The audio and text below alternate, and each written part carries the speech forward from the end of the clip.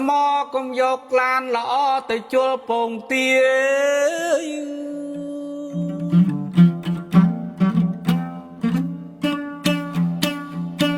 តើវាបែកឆាយប្រឡាក់ដូចគ្នាចេះឆ្អាបវេទនាទាំងពងទាំងឡាន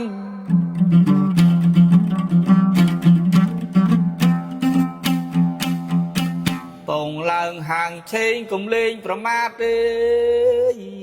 គេកំពុងឆ្លៀតត្រពងគ្រប់គ្នា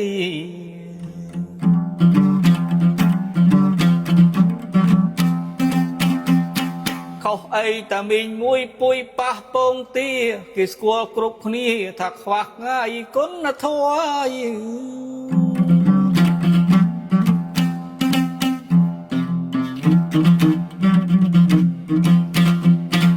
មិនថាពងក្រូចពងមាន់ឬក៏ពងទាចេះថ្នាក់ថ្នមវាទុកគ្រុនជៀនស្ងោវាមានវីតាមីនផ្ដល់គុណភាពល្អអ្នកមានអ្នកក្រហូបបានដូចគ្នា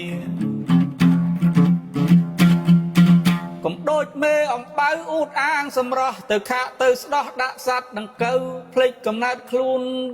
ខ្លាយចាក់ចេញទៅចេញពីដង្កូវអំបូរដូចគ្នា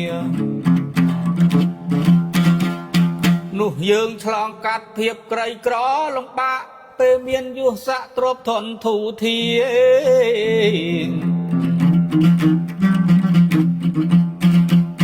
កុំស្អប់បំពេញក្រៃមានវេរាម្ដងយើងម្ដងគេវាសនាមិនទៀងចំណែកអ្នកក្រក៏ត្រូវប្រយ័ត្នខ្លាចជួបវិបត្តិដោយកាត់ជុះភ្លៀង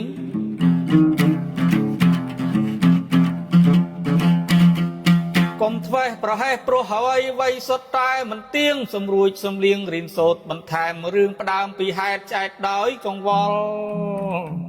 តែងបង្កផលប៉ះពាល់សង្គមសណ្ដាប់ធ្នាប់ប្រជាពលរដ្ឋនៅខ្វះការអប់រំជាមតិខ្ញុំគូតែពង្រឹងហើយ